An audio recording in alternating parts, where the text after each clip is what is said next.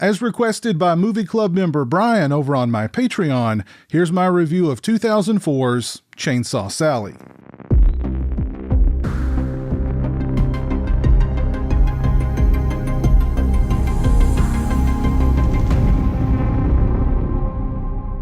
By day, Sally is an unassuming librarian. You know the type. Conservatively dressed, thick glasses, and a real stickler when it comes to keeping your voice down. However, by night, she's a chainsaw-wielding maniac. And if you've got late fees, God help you. I remember hearing about a movie called Chainsaw Sally back in the day, and the artwork for the film looked familiar. But until Brian requested that I review Chainsaw Sally, I'd forgotten the film existed. It becomes obvious early on that the budget for Chainsaw Sally was microscopic, possibly even non-existent.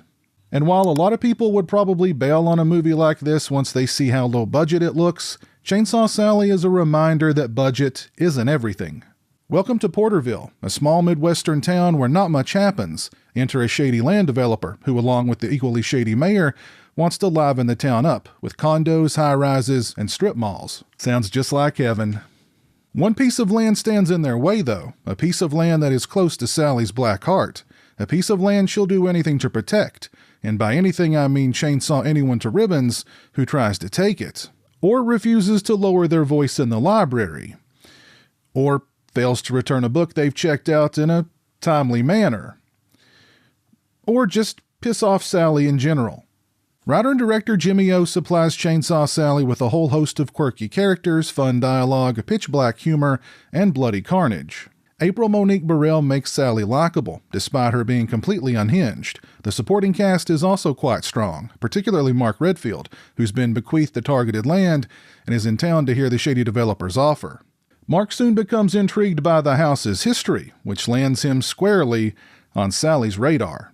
Hershell Gordon-Lewis and Gunnar Hansen also have small roles. Hansen's role is a bit meatier. He plays Sally's father, who's pretty handy with a chainsaw himself. And a big part of the reason why she's so particular about this particular piece of land. The Texas Chainsaw Massacre is clearly a major influence here, although Sally's dark humor and the bloodshed on hand more align with Chainsaw 2, but one of the more memorable moments from Chainsaw Sally involves Sally dealing with a womanizer in the back of a car. Sally castrates the guy and then sticks a lit sparkler where his manhood used to be. Ouch. Later, she gives the dismembered member to her trans brother, or at least that's what's implied, I think. I mean, he asks her where the guy's thing is, and she hands him something, and Chainsaw Sally is a little rough around the edges.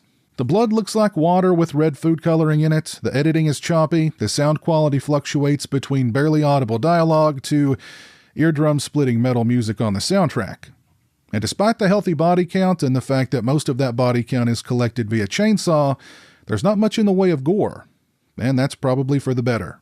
But Chainsaw Sally is also an ambitious and, despite its flaws, thoroughly entertaining film. I had no idea what to expect going into Chainsaw Sally, and admittedly my expectations fell considerably in the beginning.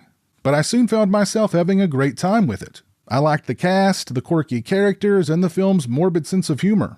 I say check it out. Chainsaw Sally is available to watch for free on Tubi. Huge shout out to Movie Club member Brian for requesting that I review Chainsaw Sally. Thank you for your review request, and thank you for being a patron.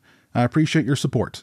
If you'd like to request a movie for me to review, get early access to my videos, join me for monthly patron-exclusive live streams, and much more, follow the link in the description or head over to patreon.com/Pizowell and become a Patreon supporter today. If you've seen Chainsaw Sally, please let me know your thoughts on the film down in the comments section below. If you like this video, please leave it a thumbs up and share it on social media. If you're not following me on social media, those links are in the description. As always, thanks so much for watching. I really appreciate it. Take care, and until next time, peace. Thank you to all my patrons and channel members. I appreciate your generosity and support of my channel. Become a patron today and have a say in what content appears on my channel. Join me for monthly live streams and much more. Become a channel member today and get access to exclusive badges and emotes to use when I stream. Both those links are in the description.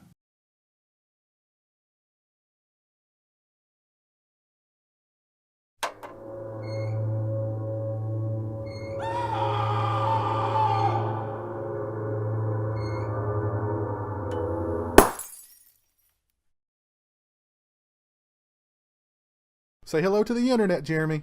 Hello to the internet.